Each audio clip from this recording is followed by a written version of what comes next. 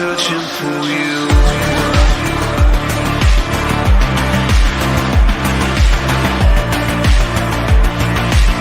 I'm still searching for you.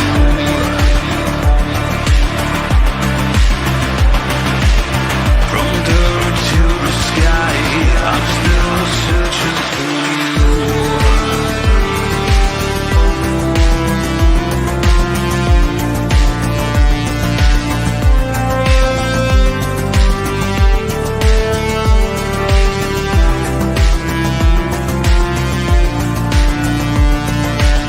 I'm still searching for you.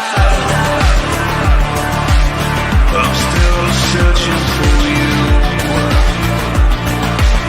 I'm still searching for you. I'm still searching for you. I'm still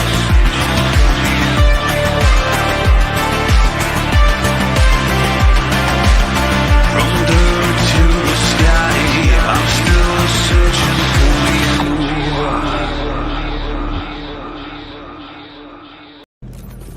you. Wake the fuck up, samurai. We have a city to burn.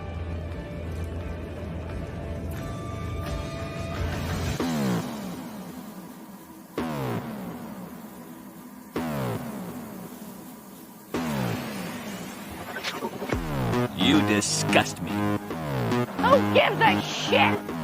Go on. I made it the fuck up. I'm dead. I'm dead. I'm dead. I'm dead. I'm dead. It's glorious. And I run.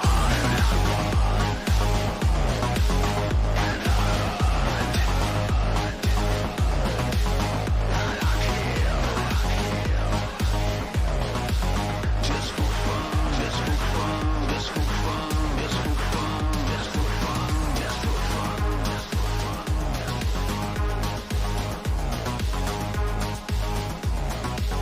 Just for fun, just for fun,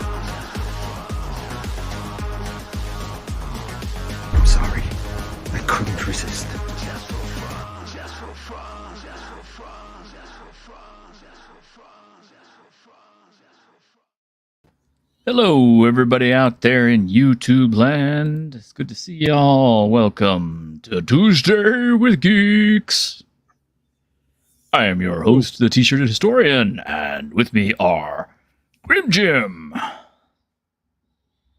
the Ironcaster, Hello, hello. and Vermithrax Pejorative, or Ares Chronicles, otherwise known as Greg. How's it going? It's going good, dude. How are you? Okay. Okay. Well, tonight is kind of cool. So to set it up, I am a big fan of Zombicide. I'm not going to lie and tell you, oh yeah, I got into it from the very beginning and all this stuff. My actual first encounter with Zombicide was Black Plague.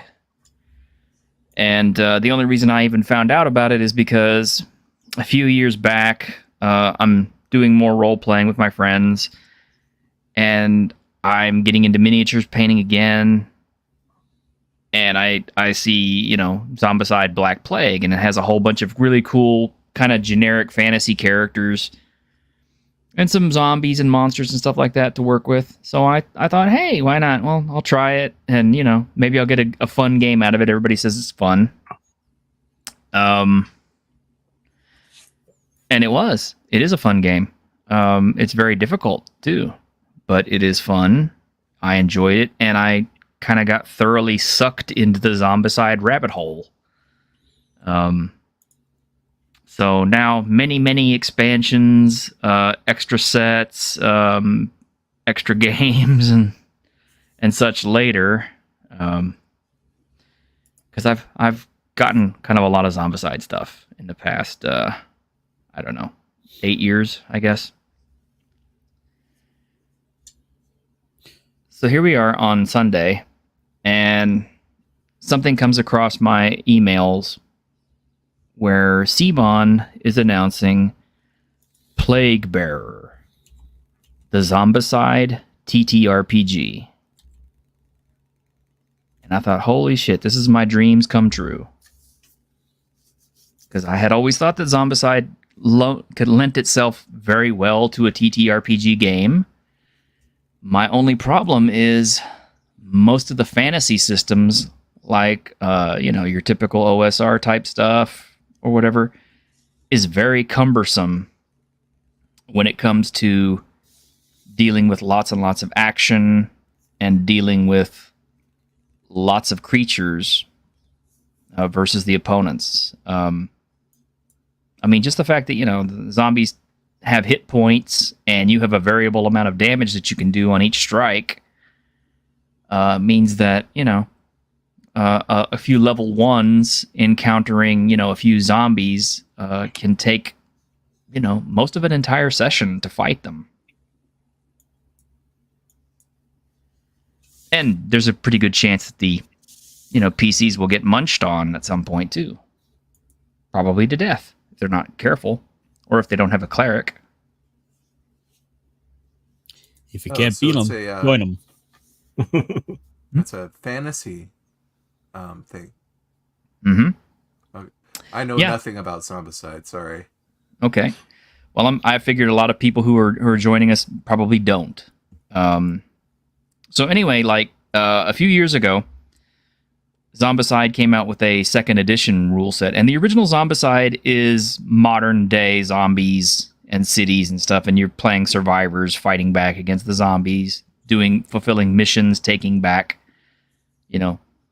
safe places or discovering information and stuff like that, and trying to get supplies and things. Just, the survival elements of your favorite zombie movies or whatever.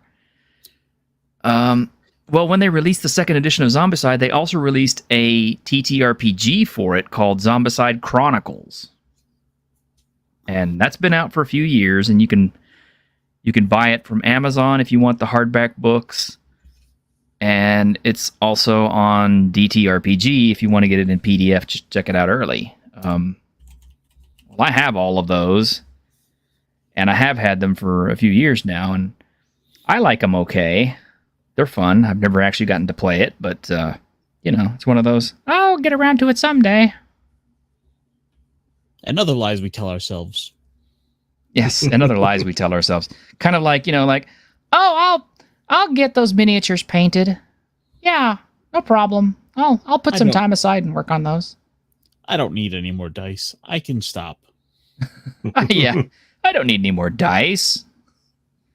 I don't need another core system. Yes, you do. Yes, we do. Well, anyway, so they announced Plague Bearer, and they said the quick start rules were up. So I immediately downloaded it and started looking through this like a madman. And I'm very enthused about it. And I shot it to my group, and nobody really seemed particularly interested in it, Ironcasher was like, oh, well, you could just play Whitechester, and, well, you don't need that. Well, you could use it in Whitechester, so... Yeah. I had to lob a comment or two just to kind of stir the pot a little bit. Yeah, I know. You have to be kind of my cold water committee sometimes to keep me from getting away. So, anyway, Grim is a Zombicide fan, and like me, and so he's experienced the same plastic crack addiction and bought into the sets and the games, and he likes it just as much as I do. Yeah, and the same lack of people to play it with, unfortunately. Yep. So, here are some of the particulars about it. Number one, the quick start is absolutely 100% free. I'll post up the link right here for you. And please understand, you can't beat the price. Yeah. I am not endorsed, being paid for, compensated, or anything else by CMON. Okay, they The only thing I did is I reached out to Simon a couple of days ago and told him, I was like, hey, I'm going to do a show and talk about Plague Bearer. Is there anything you can provide me with to, maybe help the presentation a little bit? And so they sent me some materials like, pictures and a video and some other stuff. And that's cool. But I mean, yeah, they're not sending me like, packages of free, miniatures or the game or anything else. I mean, that would be awesome. I mean, Simon, I could use a sponsor if you want to sponsor me or you or something. Please, by all means, I will totally, I don't even really. I'm surprised they haven't made you your own official like exclusive mini. I almost wondered about that. They probably would if I shipped my likeness to them, but yeah, I don't really consider it whoring out because this is actually something I'm genuinely passionate about. Well, I mean, these companies do oftentimes have marketing packets they will send out to people who are interested in these things. It's actually a pretty common business practice. Yeah. Now the actual game is going to be put up on GameFound, and it doesn't launch until tomorrow. But looking through the quick start and listening to a Q&A video that they released, I was able to get some details from it. And if you're really interested in seeing more about how the game plays, I'm going to run it on Sunday as a one-shot in lieu of my normal game. And it does have a one-shot scenario packed into it as well as some pre-gens, which are pretty cool. But just to take a look at it. What? Oh, I was going to say, my favorite is the old lady with the cats. Yeah, the old lady with the cat is cool. But here is the here's the teaser video they put out for it.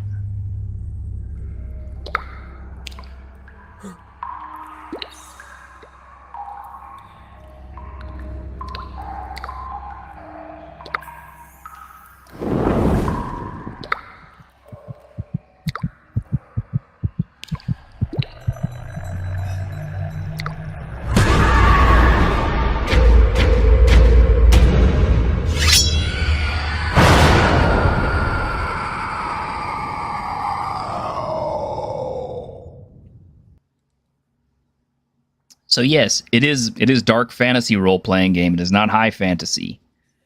The world is currently in a state of zombie apocalypse. It's not your typical zombie apocalypse. This is not, the dead got up, started biting people, and people started turning. What it is necromancers rose and started bringing the dead back to life and commanding them to assault people, villages, and etc. And their necromancy is so strong that it can actually zombify monsters as well. So you can run into zombified trolls, zombified minotaurs, packs of zombie rats, or zombie ravens, or zombie wolves. Possibly a zombie bear, from what the artwork shows us. I noticed there was kind of a rat theme going on. I don't like them at all. But it does take place in a place called the Duchy of Wolfsburg, and they do have an entire series of, they have an entire world map already mapped out for this because they have several expansions that already build on it. But they chose to start with the basic set to begin with, and they're going to expand it out from there. So your basic stuff is going to happen in Wolfsburg. And like I said, the apocalypse has already pretty much taken place, and all that's left are people who are, walled up in their towns, trying to survive while, the dead are everywhere. And it's a pretty thick book. It's a hardback book from what I've seen. It's at least, I'm going to say it's at least as thin or as thick as one of the monster manuals. But this, obviously, this quick start doesn't have all that. I'm kind of letting you know what I've seen from the previews. Yes, there are undead dragons. We've already seen some of those in the miniatures. And this game is actually really... What? It reminds me of the old Games Workshop Swamp Dragon mini, which I had. Oh, man. Do you happen to have the other RPG that they did for Zombicide? Chronicles? Yeah. Yes, I do. Not that I'm saying to bring it up, but is there anything you might be able to glean from that for what we might be able to expect with this? Are we what kind of page count did that have, or how much support beyond the initial release did that get? The Zombicide Chronicles came with a pretty good sized core book. Like I said, it's about at least as thick as a monster manual. The rules aren't really terribly overly complicated, so they don't need lots and lots of pages of rules or lots and lots of pages of spells. And they really don't need lots and lots of pages of monsters because, aside from the zombies themselves, there are a few other threats. Like I said, crows, rats, the abominations, the necromancers themselves, and all the other fauna that have been zombified and brought back from the dead. So if it seems kind of thin compared to, say, your standard Wizards of the Coast book or something like that, it might be. But the Chronicles also came with a couple of adventure books, like mission handout type things, big ones, a GM screen. There was a pretty extensive weapons guide with lots of tools and equipment and stuff in it. And I'll talk a little bit about some of that stuff in Plague Bearer as well. But yeah, as it says here, it's like, who are the necromancers? Renegade wizards, priests of some unholy cult, invaders from faraway lands where legends say darkness once ruled. So far, no one can say what hell vomited these ravening plague bearers. The only thing we know for sure is they appeared leading legions of revenants and that they unleashed them on our communities, destroying everything in their path. And people died by the hundreds, every victim rising up again to swell the numbers of this horrific force. I like the layout. Yeah. Simon is pretty good about that. And I can almost guarantee you every pictured character is going to end up having a miniature, but this game does not require you to have the miniatures or the actual base games or any of that stuff. This is completely independent of that. But if you do have those things, I can give you some ideas for things you can do with it. Just that I suppose that with it being something of a little more narrow of a scope of game, because it's zombie survival, you don't have to be quite as in depth and expansive as, say, your more traditional fantasy RPGs might necessitate. Whereas this is zeroed in on something a lot more specific. Yeah, it's like Goblin Slayer. Yeah, basically. And there are undead goblins and orcs in this, too. Although I don't know if they'll be released in that first book or not. But anyway, like I said, if you're actually a Zombicide owner, Zombicide player, then all this stuff is just like, icing on the cake. So obviously Grim and I are very excited about it.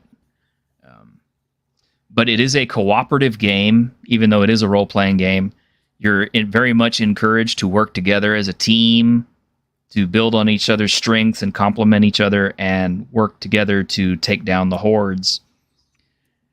And one of the cool things about this game is it very much does encourage you to be a hero. In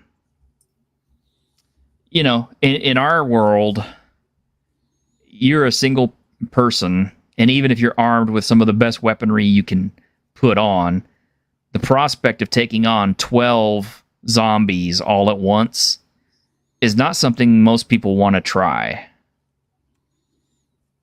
This game actually encourages you to do that, because the rules actually state that because the Walking Dead are so common, anything less than 12 or less walkers that a typical person encounters, a typical hero that plays the game encounters, they can cut down with no problem. They pose no threat. They're like chopping down, wood out of your way if you're moving through a forest. Now, The Walking Dead mid-season finale. Yeah. But I mean, just think about that. What other game can you say that about? I mean, can even your 5th level in D&D or something just, casually wander through 12 zombies like they're not even there? Well, I did want to point out that Horde Wars, which you may have talked to Blackwall or maybe even played, is designed for that type of thing. We had him on. Yeah.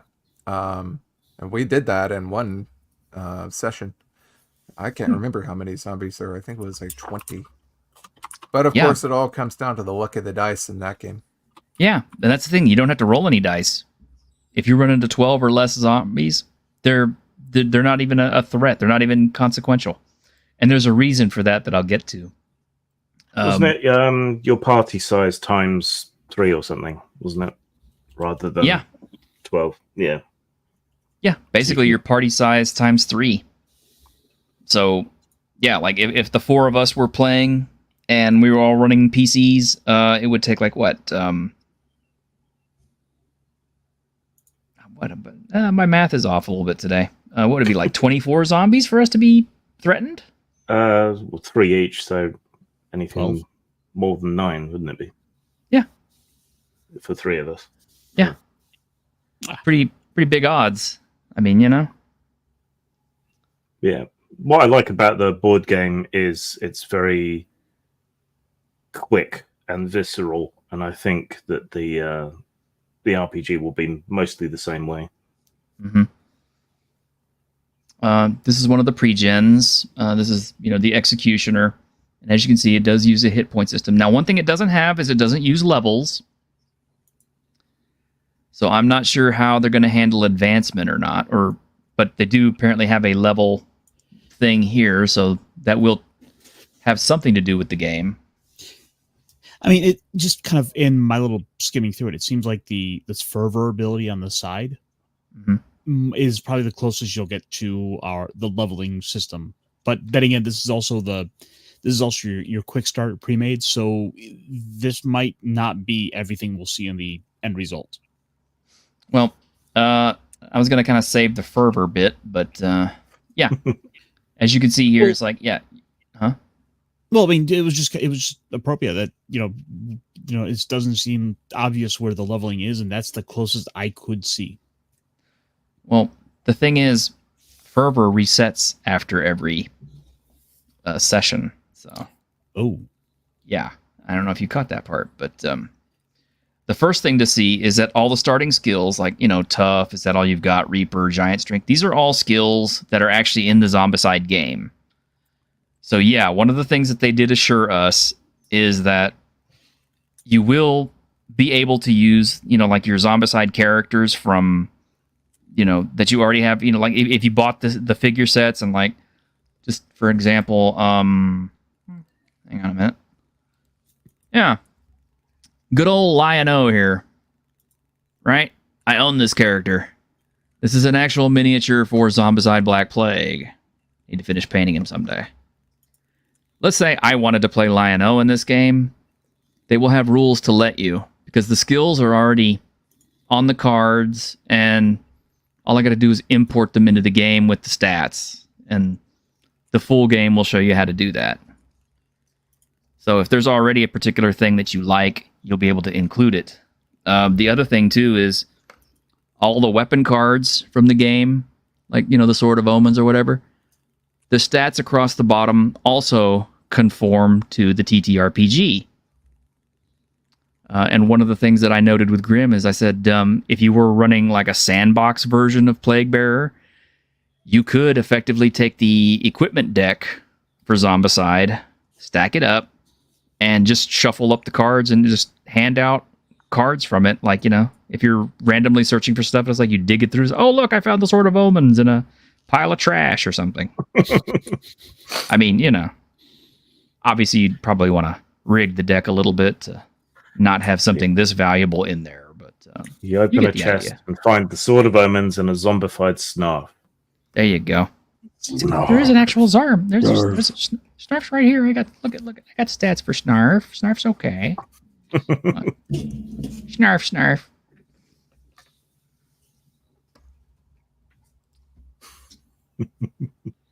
But anyway, let me jump back to the screen here.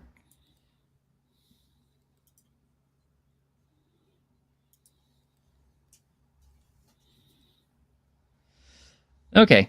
As you can see, like every character has like, stats for like muscle, brains, and guts. And those are your basic, stats. It's not the 6 stat. It's not the OSR stats or anything else. It's just these 3 stats. And then beyond this, you have actual skills, which are like, athletics, attitude, and they all line up. Some characters get, benefits from their classes and stuff. So they'll have like extras on these. And what happens is let's say I need to use my endure skill because like, my character's being burned to death or something and I need to survive it. So what you would do is you'd look up your guts, which is 2, and your athletics, which is 3. And 2 plus 3 is 5, right? Plus 1 is 6. That's 6 dice that you get to roll. And the dice that you use for this are all D12 or D6s. And you'll need a maximum of 12 D6s and no more. Because no dice roll, no amount of dice can go over 12. If for some reason you have a dice pool where it would take you over 12, every extra dice past 12 is considered an automatic success, which is pretty cool. And it's possible to get that high, obviously, if they have that rule in place. But you roll a d6, you roll your dice, your d6s. If you get a 1, it's a fail. If you get a 6, it's a success. If you get a 5 on the dice, a 5 gives you a chance to burn through your strain and convert it over to a success. And as you can see over here, you've got strain, which you can endure so much strain, and the more strain that you start putting onto your character, it starts fatiguing you. Like you can go 3 strain, and then you're at -1 on everything, and then 6, and then you're at -2, and 9, you're at -3. And it's based on the number of successes is what you do, or how things turn out. So everything's dice pool based. So, like if I want to hit something, I would go to my fight index, and combat is 3, muscle is 3, so that's 6 dice. I would look down at my great axe. My great axe has 4 dice on it, so I'd add those 4 to it, roll those, and my target number is 5+. So every dice that is 5 or better is a success for hitting. And the skull is how much damage it deals. So it doesn't seem like much, too, but that is enough to take down one of the bigger zombies or take down 2 regular ones. Because they don't really have hit points. They just have a number of hits to kill. So it's one of the things that's easier to manage.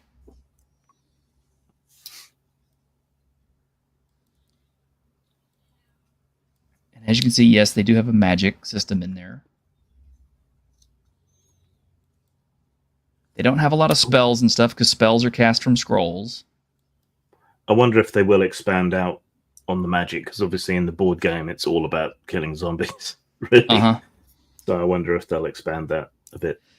Yeah, I'm sure. And plus, the scroll items in the game that exist already will add to that, I'm sure, because they have like fireball scrolls and things, and lightning scrolls. But that's your basic way that you play. You also have like your gear is very easy to handle. You have 6 slots on your sack to carry around in your bag or whatever. 4 body slots for armor, shield, or weapons that are slung and things like that. And 2 hands for what you have in each hand. So very simple encumbrance system. No worrying about coin weights and all that stuff. It's pretty simple. The whole theme of the game is keep it simple. Yeah, and get stuck in. So the fervor's important. I think that's another thing from the board game that's being brought over. Like, the more you do, the more you get het up and you get access to your better abilities and so on. So it encourages you to do stuff. Yeah. So what happens is with the fervor system is every round in combat, you get 1 point of fervor, and here's the fervor track. And this character actually starts with 1 fervor, so she start here. Your first round of combat, you'd get this. Well, every point of damage that you take also increases your fervor. And what happens is as your fervor goes up, every time you hit one of these little flamey things, you unlock one of your new abilities, one of your new skills. Like, you start with fervent, but like your second ability is regeneration, where like if you rest for at least an hour, you decrease your fervor level by 1, but regain all your lost hit points, which it doesn't sound that great for something while you're mid-combat, but after combat, it's great. But if combat goes on long enough and you're doing enough actions that also increase your fervor, it can go all the way up to 3, which is like lifesaver. Once per turn, you choose another survivor. That survivor gains an extra disengage action, which is important because if you're basically stuck in with a whole bunch of zombies, being able to disengage to pull away and do something else, whether it be healing or drinking a potion or casting a spell or whatever, is important. So I would think leveling up would let you write in new abilities in those empty slots and maybe upgrade your stats and health, things like that. Probably. That's kind of what I'm thinking. Like I said, they don't have any advancement rules in this yet because it's just a quick start, but there is obviously some kind of a mechanic going to be in place for things you can get. Yeah. I think the modern version, you don't exactly have classes, but you have sort of archetypes that you can build your character around. So they'll probably do the same thing. Yeah, they've announced that they're going to have like 12 or 13 archetypes for this game. So that'll be like 12 or 13 styles of character that you can build. And as you can see, this one already starts with Power Blast, which is pretty much a built-in combat spell, as well as a melee. And I believe so did, Brother Eratus the monk, who starts off with a firebolt. So some of the characters already have innate magic. But some of your gear can also provide you with more magic, like fireball scrolls and things. All the different dice pools for things you want to do, they tell you how you can use them. And what your number of successes is worth.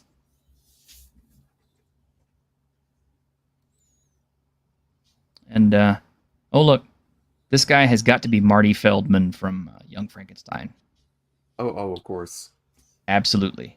That's something else that CMON kind of does a lot with their Zombicide games, is they put in cameo characters.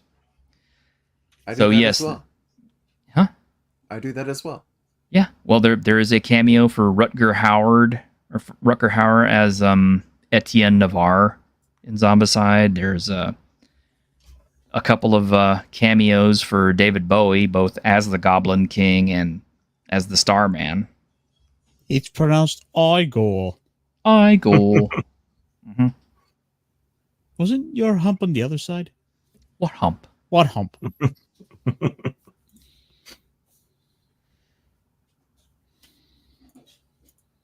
Let's see. They also have, all the different ways that you can gain fervor is by combat rounds, by doing daredevil things during non-combat, or taking damage, or by gaining quest objective milestones, depending on what you do. And it shows you what all the combat and magic and survival actions and how you can use them. So that's pretty cool. And as it says, zombicide or not, it says dispatching isolated revenants in small groups is easy. So easy you end up doing it as if you were cutting branches to open your path when walking in the woods. In game terms, this means that you are considered to automatically eliminate all walkers you encounter unless their number is overwhelming.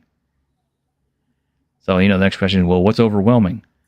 It says groups of walkers are deemed overwhelming only when their numbers exceed 3 times the count of survivors in the group.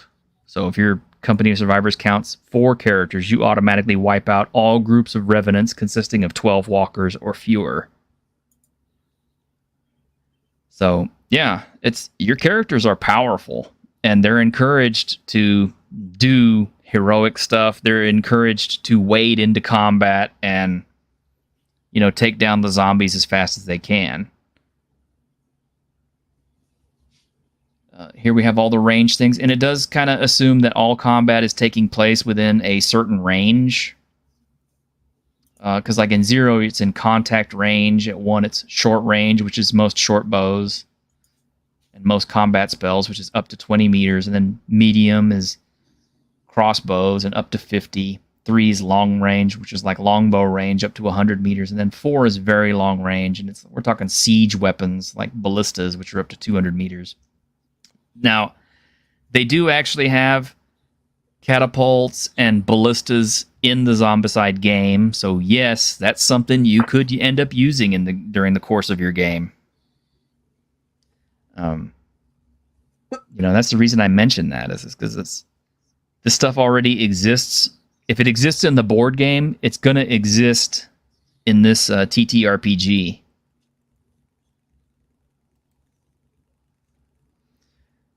And as far as combat goes, it's pretty simple. The zombies don't roll individual attacks. You just add up the strength ratings of all the adversaries in the fight, and the result is the number of hits that are targeting the survivors every round. And then after that, the group has to choose how to split up the total hits inflicted by the zombies among all eligible survivors. So, let's say the 4 of us are playing, and all 4 of our characters get dogpiled by 15 zombies. And so instead of, the GM sitting there and rolling, 15 individual dice for the zombies and just taking forever, instead he just adds up all the strength of all the individual zombies, which they're all walkers. They're 1 strength. And beyond that, it's we're dividing up how those 15 attacks hit our 4 characters. All right, so I'm not taking any, and you can take all of it, Greg. Yeah, there you go. Problem solved. Yeah. All in favor? And it's once you've made your choice, survivors who can evade make their rolls and reduce the number of hits assigned to them by the number of successes that they get. So you basically get a defensive roll for stopping some of the incoming damage, so you don't instantly get killed.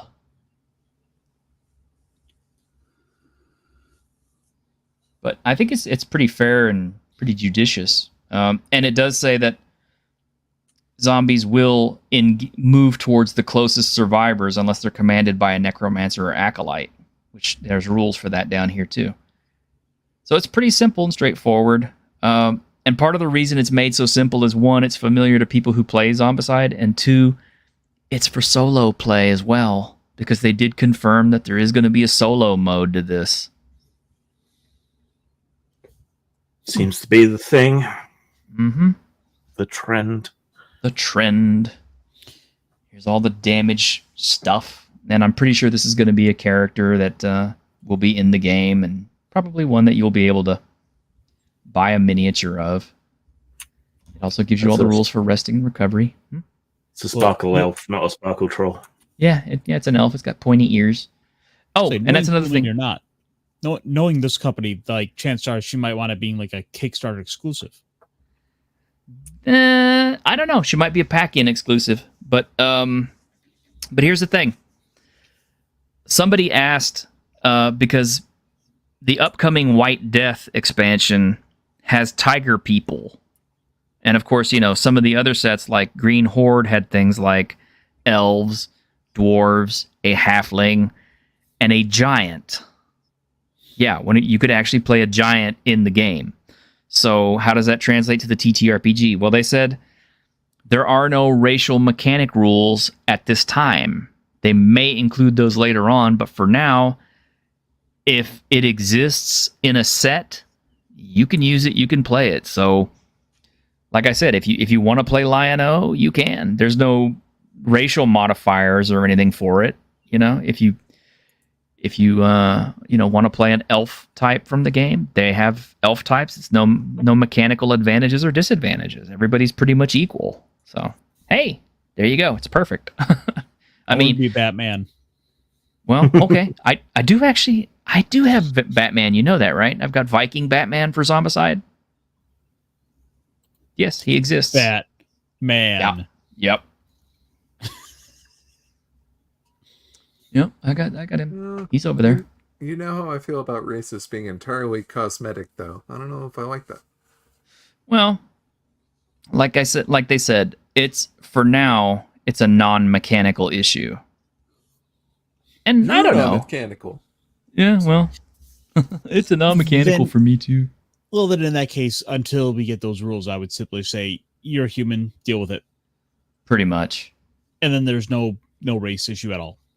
Yeah, pretty much. And this guy right here is a special critter. The marketing guy told me about this guy, and he said, "Yeah, you can talk about this guy. This is one of their new abominations that's coming out. He's called the Abomination Knight." I know it doesn't sound like that much big of a special of a name, but abominations are like boss monsters. And it says, the Crozier Knights were once the Archbishopric's most formidable warriors, serving as fearless agents for good. However, under Archbishop Alexander's rule, they were twisted into his personal enforcers. When he turned to necromancy, half of these knights were transformed into intelligent zombies. Traditionally, there are only 12 Crozier Knights, and at least 6 have fallen to this curse, riding undead steeds.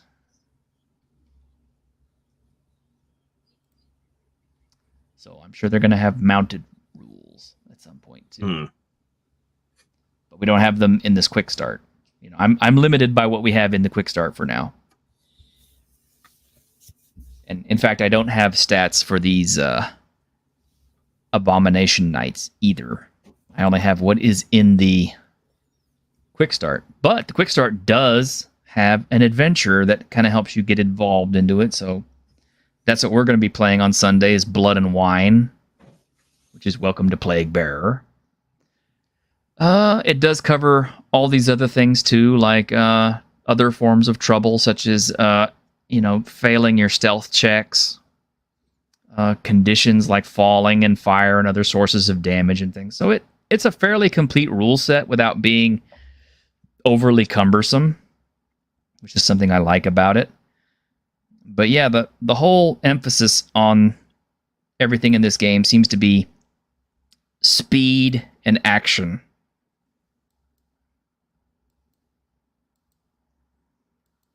So, I mean,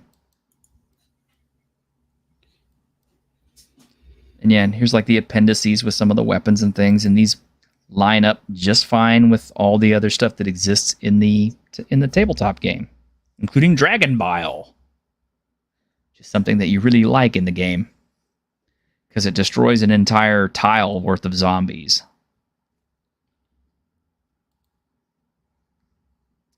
But anyway, so we need a dragon farm. Yeah, we do. We do. We need the rules for those too. So what questions you guys got? Was there anything, because I didn't get a chance to fully read through this. What about movement? How was there anything specified for that, or is it kind of kept to just room size vagueness? Yeah, pretty much. It's like you're just assumed to be be moving normally, like not at a particular pace or anything.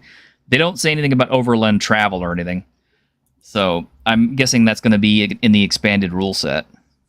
But for now, it's pretty much just like you move around, no big deal, like normal, until you reach an encounter where you could end up having to do checks, like if you're trying to sneak, or if you go into combat where they get the ranges down. Okay. If it's anything like the board game, it's movement by zones, effectively. Mm-hmm. So similar What to what all- you see in Fate and other games. Sorry, go What on. all can you do in one turn? What all can you do in one turn? Like, do you like get one action, one movement, or that type of thing? Yeah, it's got its list of actions. There are some characters that, for example, would be able to get multiple attacks in a turn. Yeah, there are. Certain characters can take like extra attack actions or extra combat actions and stuff like that. Like they have athletics actions like stunts or sneaks or endurers. Combat actions are like, fight, shoot, defend. And yeah, it's pretty much as you do one action per turn. You move and then you get your action. It's pretty much how it turns or goes by turns. Yeah. Yeah, when it's your turn, you get to execute 2 actions in any order you prefer. So pretty much like the board game. But then at higher levels of fervor, I guess for some characters, you can get additional actions. So. Mm-hmm. Or special abilities that let you do like 2 moves for 1 and things like that. Mm-hmm. That's what rollers get good for.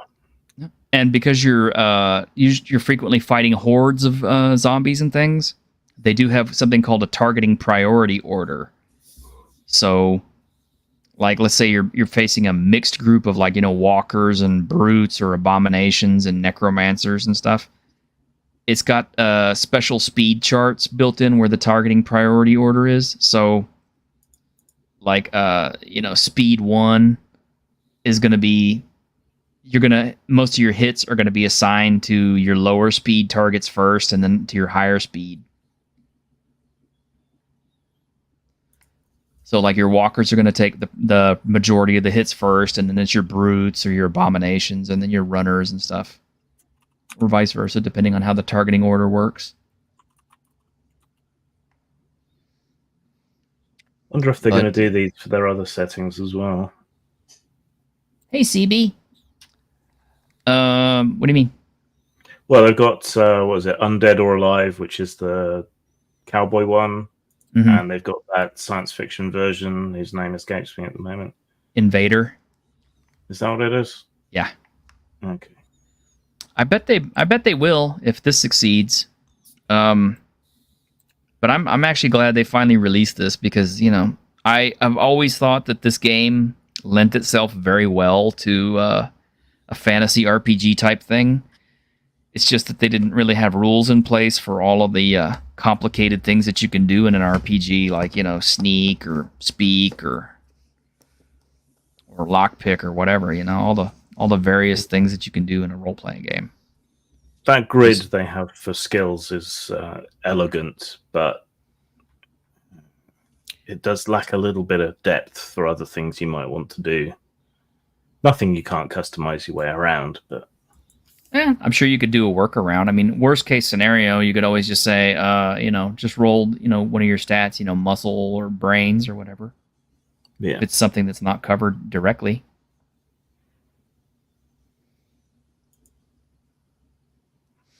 So, what do you guys think? You excited to play on Sunday? Yeah, be interesting. Unfortunately, I will be I'll be out of the house that day. I would be up for checking this out. It's just scheduling is in my way. I figured as much. Yeah, it'll probably be my usual group, which is fine. I'm curious to see how they handle it, and I'm actually excited to run it. I bet you guys will steamroll them. And it'll be a neat test for it. And like I said, the actual it's not a Kickstarter, but it is they're doing this through GameFound. So it's like a pre-order type thing. That goes live tomorrow along with all their additional videos and everything else. I just happened to get lucky and be streaming one day before they did. So and again, I'm not being compensated by CMON in any way for any of this. It's just I'm really enthusiastic about this. I think it's going to be a cool product, and I'm honestly looking forward to playing it and seeing how people enjoy it because, my gaming mind tends to look at the bigger picture of RPGs and how you can use them. And something this simple and so elegant, it wouldn't be too hard to come up with some more rules and more things to add into it to make it go beyond the scope of just zombies, you know? Yeah, it'd be relatively easy to do other stuff with it. Mm-hmm. I have to imagine there's going to be quite a few people putting together, one-off scenarios, that sort of thing. This is going to have a lot of fan support. Oh, yeah. Yeah. And they did announce that they have multiple quests, scenarios, and things like that. They said they have enough stuff here for at least 2 or 3 campaigns of play already ready to go. Yeah. So sounds a bit like they are ready to go. It's not going to be the usual year or 2 wait for no one of their products to come out. Yeah, and that's a nice thing with CMON too, is they're usually pretty good about delivering on schedule with most things. Currently kind of annoyed because I am still I'm still waiting on the full fulfillment of one of their other games with a TTRPG attached to it. Which one's that? But,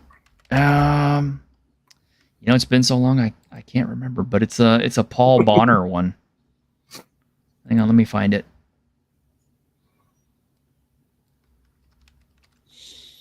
Talk amongst yourselves for a moment. Oh no, I was just gonna see the fact that there was some CMON game I never received that has gone on to have a sequel. Mm-hmm. Something Darkness. Oh, Massive Darkness. Massive Darkness. Yeah. Massive Darkness 2 came out. I never got the original, and I ordered it. I know. I kickstarted it. I would have gotten onto them about that. Their responses is usually pretty good to that. Trudvang Legends. I have the basic box, which is part of what I kickstarted, and that's pretty cool. But since I did the Kickstarter, I also had expansions and stuff ordered for it. And they were also announcing that there was going to be a Trudvang Legends TTRPG released with it. And I think the rules were supposed to be 5th edition compatible, but I'm not sure. It's been a while, so I don't remember. I'd actually have to look it up on Kickstarter to find out.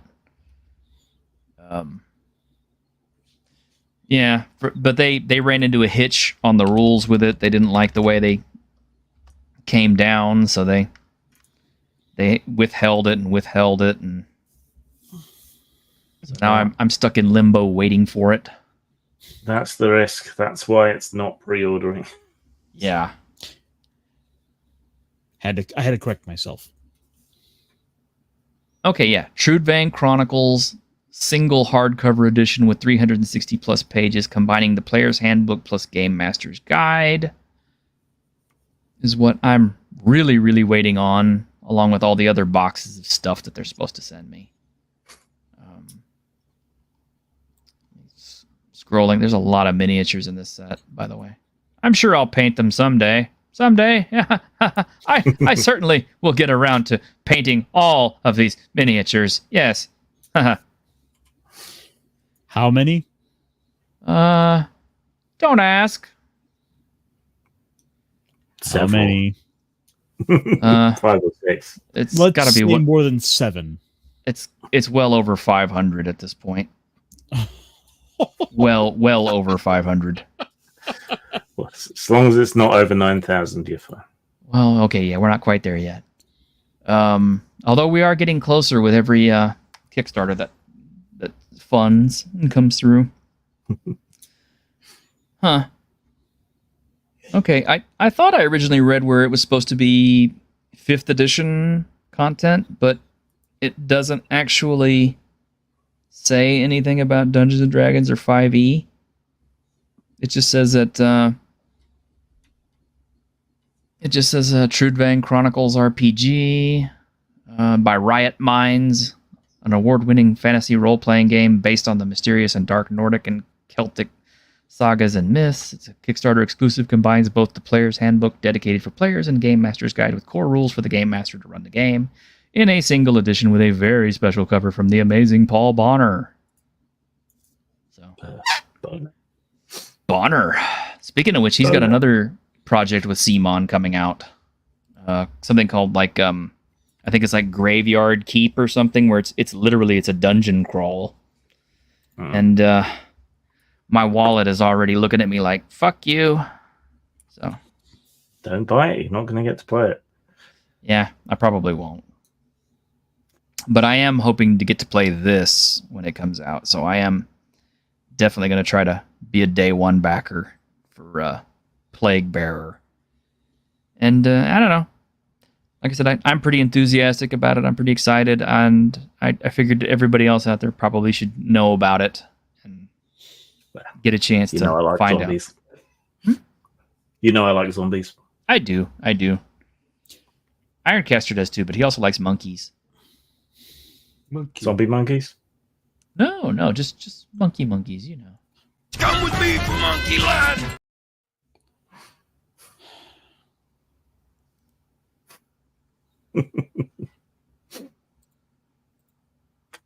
And short stack goblins. How is this just my thing now? It's your thing. It's your thing. Short stack goblins. I'm sorry, Ironcaster. You can't overcome this now. It's okay. You want the goblin waifu. It's all right. Embrace Everybody's who got you their must taste. become. Yes. Yes. And Greg is totally not a furry. No, not at The all. scaly.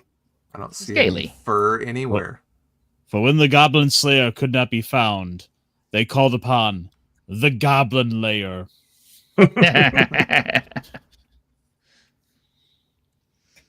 All right. Well, I know tonight was kind of like, heavy duty, like all Plague Bearer, but I kind of knew it would be. I wanted to kind of get it all out of my system because, like I said, they're doing their release and everything tomorrow. So I kind of wanted to beat them to the punch a little bit. Yeah. It's not like anything else that's happened in the world. I saw some other RPG news that I don't know much about, but I saw somebody mention it today. What's that? Apparently a Planet of the Apes RPG using Westing. I heard about that. D6 is coming out. Or it's in development. I heard about that. It's nice to see a D6 game coming out. I can understand why Zombicide, why Plague Bearer is going to be D6 based because it fits Zombicide. But I'm kind of curious to see more of these D6 based systems coming out. It's kind of different. Resurrecting the West End game system, that's always been a good system. Yeah. Especially for newbies. So I'm glad to see that coming back a little bit. Yeah, I cut my teeth on Ghostbusters GBI.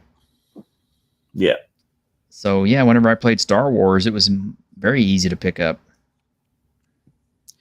And dice pool systems seem to be all the rage too. Again. Yeah. That's all. So I think- that's me too. So I think before we end, I think we need to all stop and have at least one last laugh. Okay. Yeah, how about that? Journeys through the Radiant Citadel is now problematic. Does he explain at any point why he thinks it's a Zionist power fantasy? I don't know. Because there's people that have authority over other people, I guess. Is that it? I don't know. I mean, aren't the cops in the Radiant Citadel basically like not allowed to hurt you? They just carry shields. Yes. So, like, the little blue thing on the cover that's got stuff under its arms. I'm sure it absolutely paid for whatever it was carrying, right? Oh, don't you He's see that that's redistributing the wealth. That's an unmanned aerial vehicle carrying a high explosive device ready to wipe out an orphanage. We're looking at this now. Oh, this guy is definitely a type. Oh, one of those. Right, so he's I think written a game called Ruin and Restoration, which is an apocalyptic dark fantasy game where you can only play a healer. Oh, I know Ruin and Restoration. Then he's boosting a game called Eat the Reich. So I guess a game in which you eat Nazis. I don't know. Maybe I'm not thinking of that one. I hate this. I found him. I started looking down his feed. Uh-oh. I thought a t-shirt. He's got a t-shirt. No, I thought of you. You see a goblin ass, you coward. That's kind of more your thing, though, Caster. And why is this my thing now? Who do I have to blame? You're the one who, started the whole short stack goblin thing. I was trying to play up the meme, and now it's apparently become my thing. I don't. It's your thing until you come up with another thing. That's okay. We know, Grimm's thing is he doesn't like feet, so. Never go full short stack. Yeah. And yes, Surly Unicorn, you are right. You are never safe no matter how much you bend the knee. It only serves to make your head easier to separate from your shoulders. Well said, sir. Ooh, now I want to watch Game of Thrones. Ooh. Not me. For the 20th I'm time. gonna go play Resident Evil 4. I'm gonna go kill some Spanish zombies because apparently people in Spain live like slightly turn of the century, slightly uplifted from medieval peasantry levels. I don't know. I showed I was talking to Alex T this morning, and I said, yeah, I was playing Resident Evil 4 last night and shooting up a village full of, Spanish zombies, and realized it's like, wow, is this really what the Japanese think of Spain? It's like, people are... Well, I mean, T-shirt, you're just doing a reverse conquistador, surely. Oh, is that what it is? Yeah, so it's perfectly cromulent for you to murder a whole bunch of Spaniards. I guess. I mean, even though they're my people, but... It sounds like a sex move. The reverse conquistador. The reverse conquistador does sound like a sex move. It does. It absolutely does. I did find it kind of funny, though, that a lot of the people speaking Spanish in Spain were actually speaking either, sounding like English-speaking people who were trying to speak Spanish, or Chorizo. Yeah, basically, or they were people who were using Mexican Spanish, which does not sound like Spanish from Spain, because the difference is español. I think the reverse conquistador is when you spray pepper spray on the inside of the condom. Okay, now I have to look.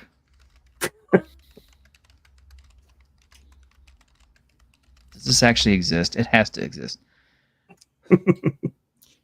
15 bondage sex positions for people who enjoy BD. No, I'm not even going down this road. No. No. No. An educational show. No. Anyway. All right, guys. Shall we roll out for the night? Yeah. Save all and roll out.